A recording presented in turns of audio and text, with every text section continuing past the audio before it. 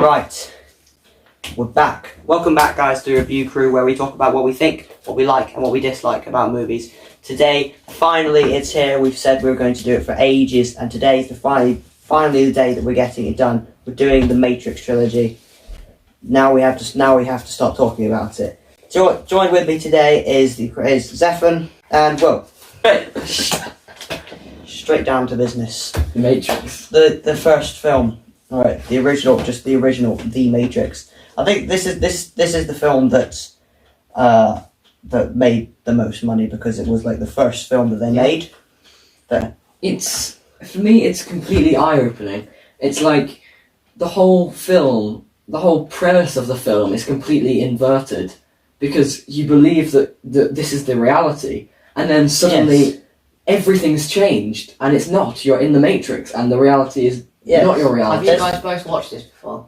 But we both watched it. Yes. How did the reveal work for you? I thought it was really good for first time views.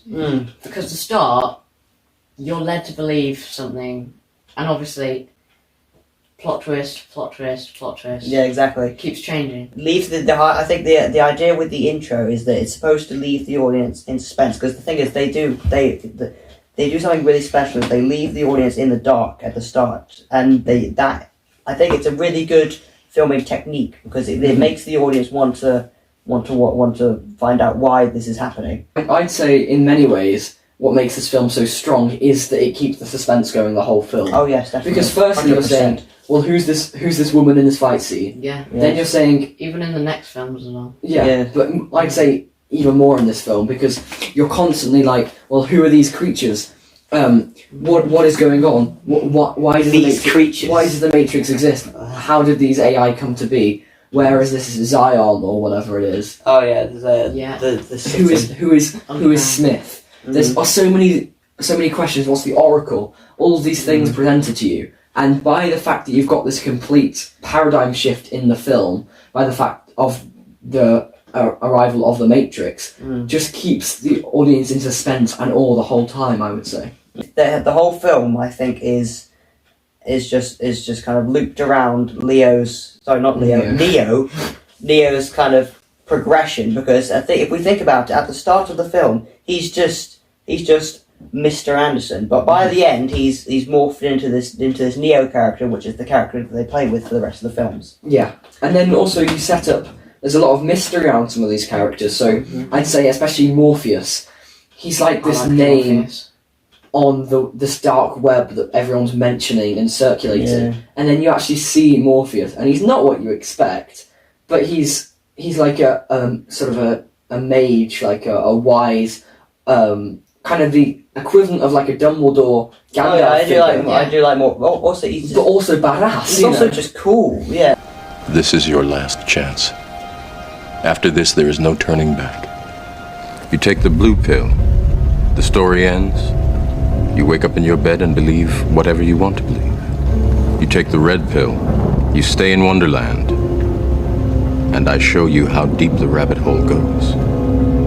Like, I like the idea of like the whole red pill, blue pill thing. Yeah, I think he's really good at like guiding the viewer as well. But I think that I've noticed something with this film is that they're in the start of the film, they're really, really clever into how they kind of split.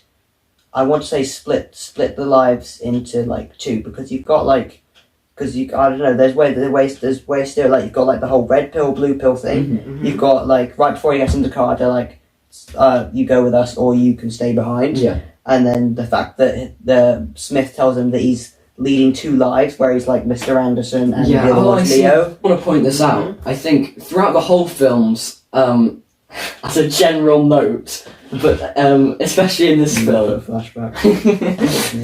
But especially in this film, there is this idea of a choice, whether Neo's actions are totally his own, or whether there's this fate, this destiny, this predestined, he's the one, pointing out to you two, like I did earlier, and to the viewers, Neo is, of course, an anagram of one. Very proud of that.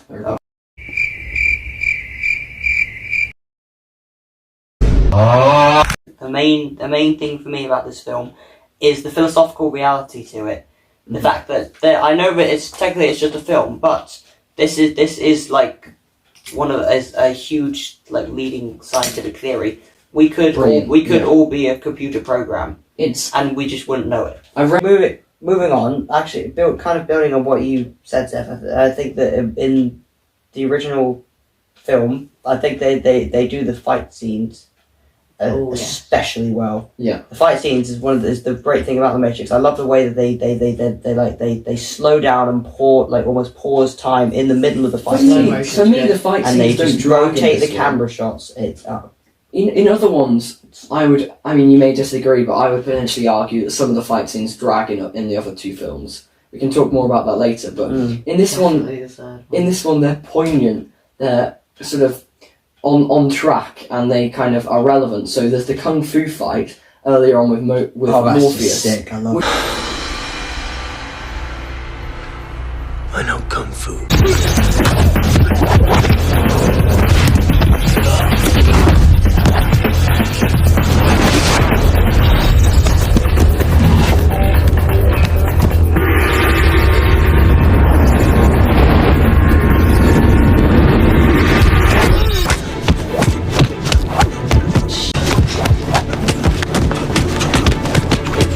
Come on, stop trying to hit me and hit me!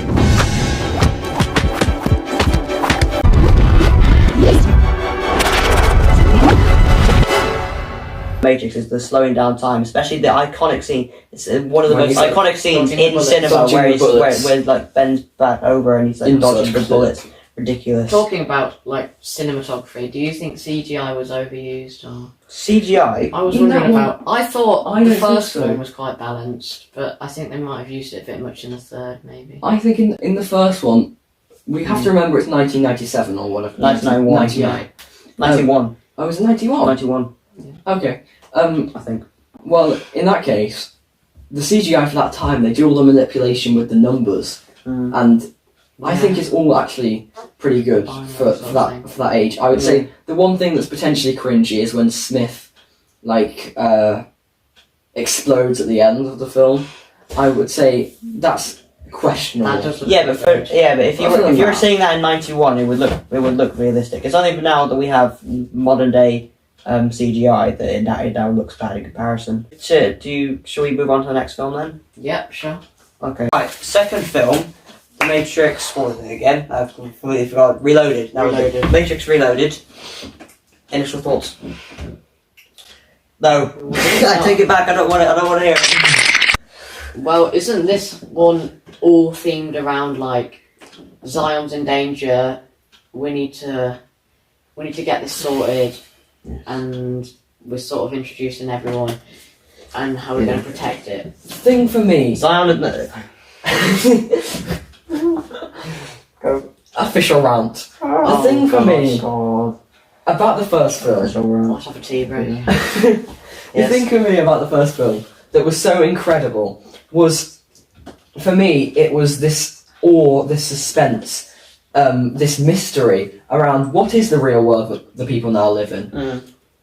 How does the Matrix interfere with the lives of the robots? What is everything going on? It's that lingering, only knowing the surface, only understanding this closed sort of spaceship. It all takes place essentially in the real world on just this one spaceship.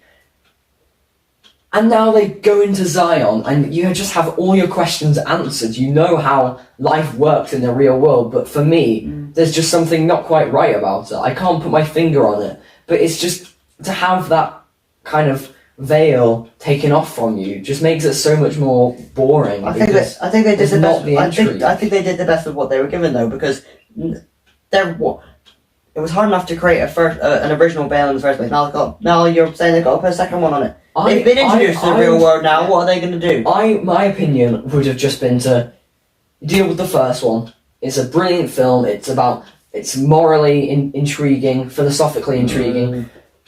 Deal with that one. So do you think it should be a standalone? Standalone. Really? Not deal with all of this excess stuff, which is for me is just No, I money-making think it was filler. fine as a It's trilogy. a good first film, but the It's a trilogy superb doesn't ruin first it. film. For me, it does. I don't think the trilogy It's still ruins it. good.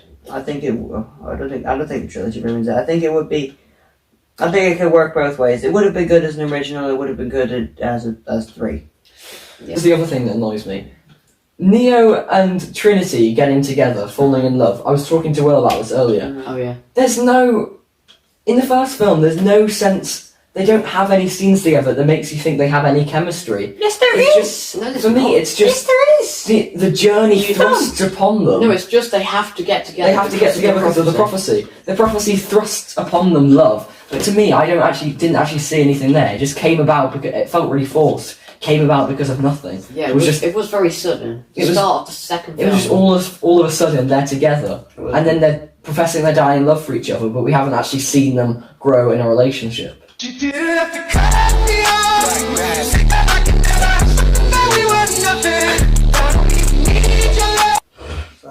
I went to that. On to more important matters. More Shut your mouth. important. Right. Action, my friends. Action. Right. No, we're not listening to him. You have a The timeout. one thing I will give, You have a timeout. Just over there. the one thing I will give is Smith. Across the whole three I was films. going to talk about him. Yeah, sorry. Across Go the on. whole three films, Smith, I just think, is an incredibly He's a great bad guy. character. He's a good bad guy. And I especially love in this film his combat with Neo, when there's loads of him. I think that's such a cool Oh action my sequence. Yeah, that's a really good action sequence. I was going to say with Smith, it's a really good reveal with like the whole he can clone himself. Yeah. Because yes. that's quite Clever idea. that's a very large reveal, considering there was just like a 1v1 in the first one. It's a very good workaround, I think. So it brings more challenge. It is obviously a voice is dead. It's a very good workaround because they've gone, right, in the first film, Neo now has the ability to kill agents. How are we going to overcome this? I know, if we have multiple of them, then you won't be able to handle it. Yeah. It's a very, very, very clever workaround. Yeah, And I think like that. I think that scene, by the way, is probably like in like my top like I 5 think greatest fight scenes. It's of a all great time. fight scene. It's just It's mad. better than anything I've ever It's seen ridiculous. in the Matrix so far. When he gets the pole and he starts batting them around. I know. It You'd is think he's at pretty baseball. incredible. Ridiculous.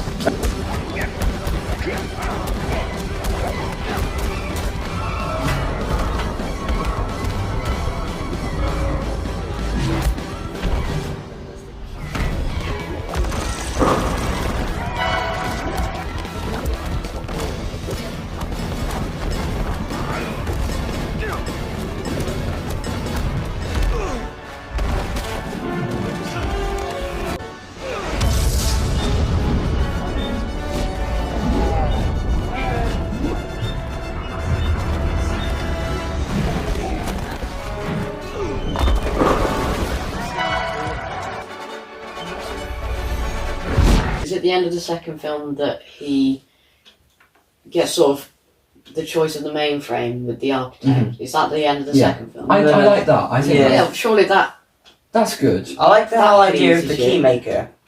I think he's a cool concept. He's a but good character. He's- Yeah. I thought he went on a bit. as a character, he was very 2D. Oh yeah, he's just there. But I think that's his. He was just there, but I think that's his purpose. He only exists to give Neo the thing that he needed. He only exists specifically to bring him to the architect. He has to be 2D. If they add a 3-dimensional paradigm to him, then his character comes out of context, and he True. loses his original plot. And he dies, so I guess there's not really Yeah, exactly. there's not much point. He's gonna die attaching- anyway. Like the Why? architect, though. Well, I think a TV series would ruin Matrix. yeah, definitely. Possibly. Honestly, Yeah, honestly, if I had the option between leaving The Matrix as a solo film and having a TV show of The Matrix, I'd just leave it as a solo film. Oh yeah, Same. definitely. I would not pick. No, I think a Definitely. TV show would ruin this. There are too many cases of TV TV shows shows ruin- ruining it. I feel Ruining it. Right, though, TV shows do ruin a lot of films. Should we move Right, on to let's move on to the third one then. Okay, Alright. 3, The Matrix What was Revolution. Revolutions. What was That's it, Revolutions. Yeah. No, I hate the titles. The titles are so confusing. that? Can't Yeah. it just be The Matrix 2 or The Matrix 3? Why has it got to be this? This was a mixed bag for me. Fair enough. They were good. Elaborate. I think that I liked the beginning sequence with the twist of the whole thing whereby that guy is actually Elrond. Not Elrond. Smith, played Yes. by the actor who also plays that. Oh, yeah. You know that guy they're fighting that ends Yeah. up to be Smith? Smith, yes. Yeah. I think that's Bane, clever. yeah. I like babe. I like as an idea the whole train sequence thing, but I kind of feel like it was unnecessary to be honest. They dragged that on. It was unnecessary. No, They dragged that on. The train man thing. It's filler. Yeah. It's just The whole filler. train They're man. just trying to postpone the It just seems totally no, unnecessary. what they're just trying to do, they're trying to make fill time just to postpone the final fight, which is what everyone wants to see. I thought it was a bit unrealistic that they're trying to build up the whole Neo's the chosen one, Yeah. and then you've got some random guy with no teeth coming out of the train, and he's completely This overpowers weird, like, him. homeless man who's like. He completely overpowers him. Frankly, in the fight. Neo is That more makes OP no in the sense. second film than in the last film. Yeah, but the train man still wouldn't be. Maybe it's like maybe they did it on purpose. Maybe it's to create an aura of like it's not expected because It still because seems on first unnecessary. impression it's just this homeless man. It still was a bit. But he actually overpowers Neo because he's technically in love whatever with the train man Also, that no one cares about. then after that you get like genuinely 50% of the film, which doesn't involve the two main characters. Trinity and Neo are off on a spaceship, so you have like this solid chunk that is just this fight on Zion. Zion. Mobius is Zion. sidelined. Frankly, he's been sidelined for the last two films. He doesn't do anything. What Really? Neo? Sorry, Mobius. Morpheus. Morpheus. Oh my god, bro. Get the names right. Morpheus has been sidelined. Yeah. And we tuned out. There were so many characters we didn't care about, and there's just this random It was- fight. If you pay attention, you would know what characters were doing. They weren't important. They They, weren't were just important. sort of people they picked out Yeah. of Very civilization tough, to defend it, Yeah. but they had It was, no it was so importance. it was so boring and unnecessary that we just started having a conversation because we couldn't just bear to just sit through all Well, of this the Zion fighting thing. without any plot. Yeah, but you get all like the preparation for it, whereas like you get like Battle of Hogwarts vibes and that. Yeah, but there's preparation. Then there's preparation. Yeah. They put it too much. And the thing about the Yeah. Battle of Hogwarts is its characters that over the last 7 movies you've become really invested in. These are these random characters that we've never seen That before. we literally only saw in like the last film. Yeah. I Just suppose. randomly. Only just going to do because that's the. Either I think they could have made like a fourth film to add to the original. Not more. No, to Matrix the original films. ones. No, so that we can build up the character development, or they should have introduced the characters earlier in the trilogy. My opinion was that I wouldn't have killed off the whole crew in the first film. Because what that means, although from a plot perspective it was important, what that means is that you are then forced to introduce a new crew in the latter films. Whereas if you kept like some of the characters from the original crew, you're engaged with them from the start, and so when they're doing the battle, you actually care. Because these are people you've seen from the first film. I would have to say that end fight with Smith and Neo in the rain is quite possibly one of the best things I've ever seen.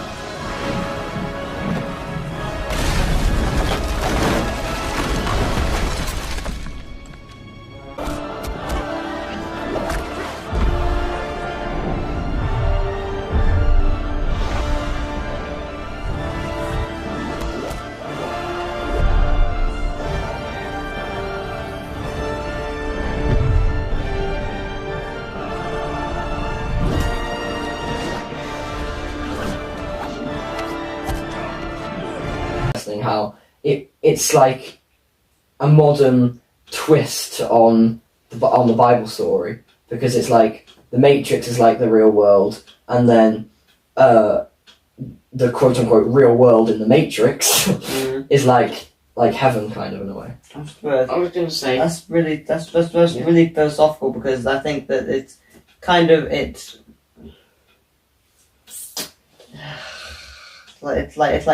kind of opposes the world that they created, because you have this like idea of like biblical times that you just suggested they bring into the modern day world, which is where you've got humans fighting And then prophecy as flying well. robots, which I think are two very polar opposite ideas, and they've managed to just, like, somehow push Yeah. it together because the principles are all the same. Exactly. It's all Yeah. about prophecy and destiny and things like that. Definitely. Will.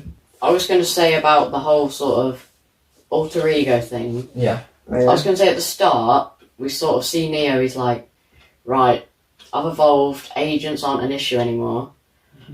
But Not for him. at the end, we see that Smith's got stronger and they're really equal. Mm. Because there's the fight scene and we see the punches and everything. And they perfectly mirror each other in power. But then it's quite a clever So, twist It's because more challenging.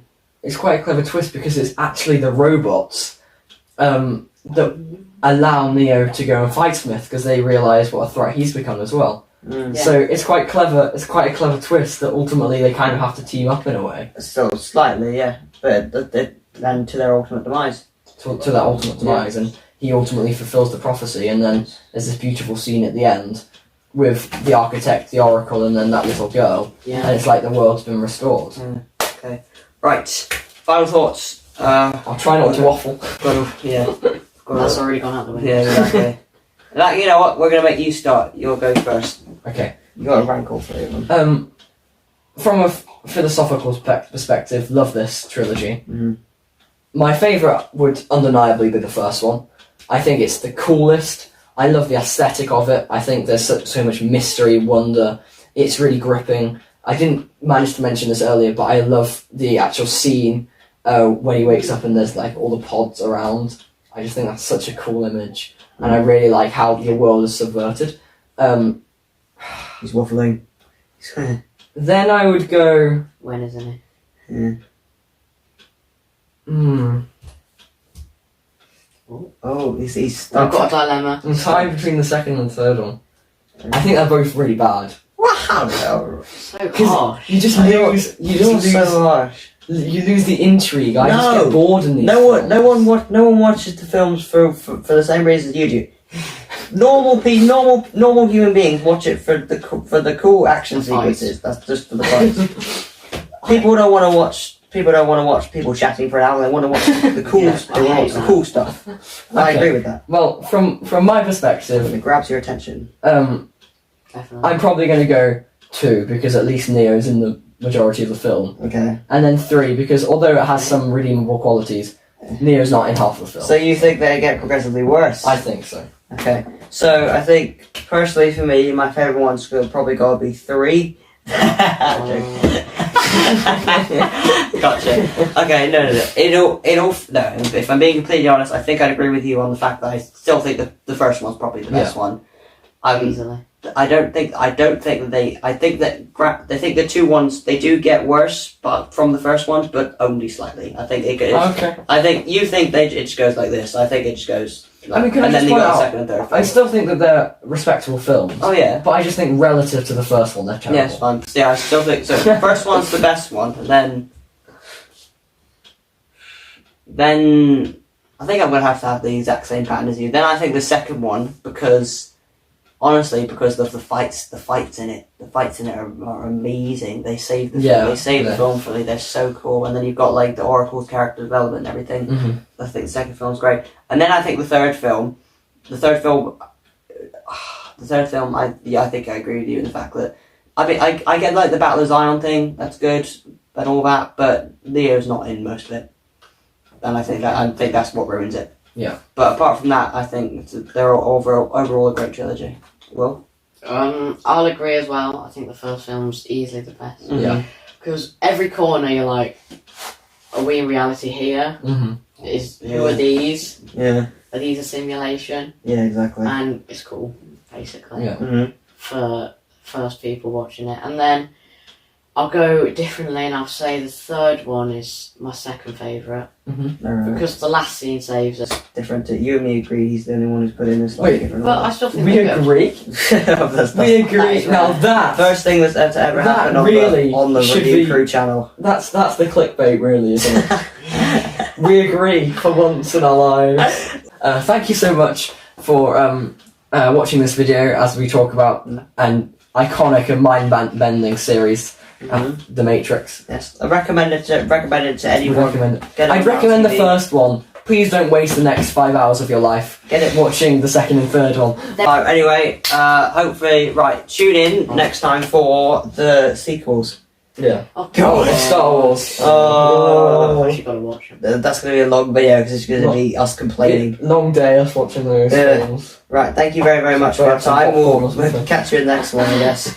You say adios, I swear to God. Adios. No! Oh, then get it done.